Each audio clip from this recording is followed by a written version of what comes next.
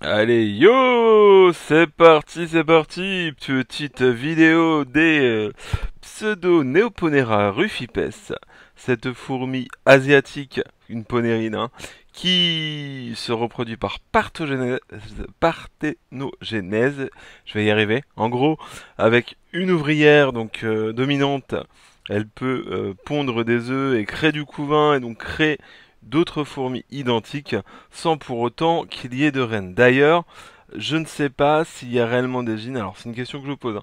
Là, dans toutes les fois où j'en ai vu en disponible, à chaque fois, c'était des boutures d'ouvrières et il n'y avait jamais de reine. Donc voilà, c'est une espèce que j'ai maintenant. Ça fera 2 ans cet été. C'est une des fourmis qui viennent d'un autre éleveur.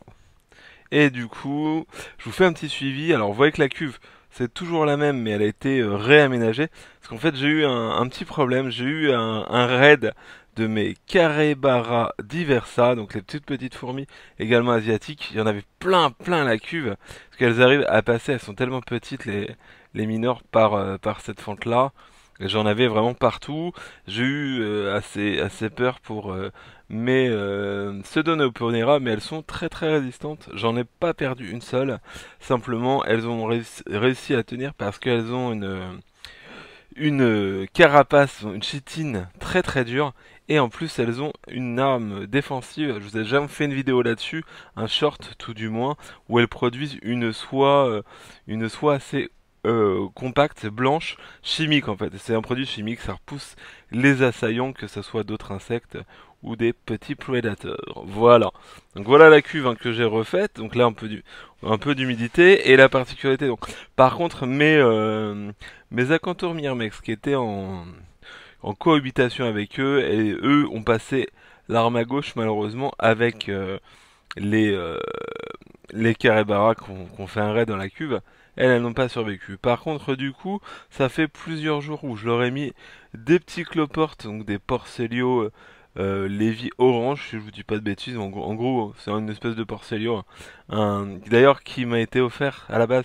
Maintenant, j'ai eu plein de repros. Ça m'a été offert par Anne Provence, cette petite bouture de Porcellio, et du coup, ça a bien développé. Donc j'en ai mis quelques-uns, parce que c'est un cloporte, hein, dans la cuve, et on verra bien comment ça se comporte, si elles arrivent à faire leur place, à se reproduire, si elles se développent pas trop, et j'aimerais bien que elles soient tolérées par les pseudomyrmex, et éventuellement s'il y en a trop, là qu'elles les consomment. On verra bien.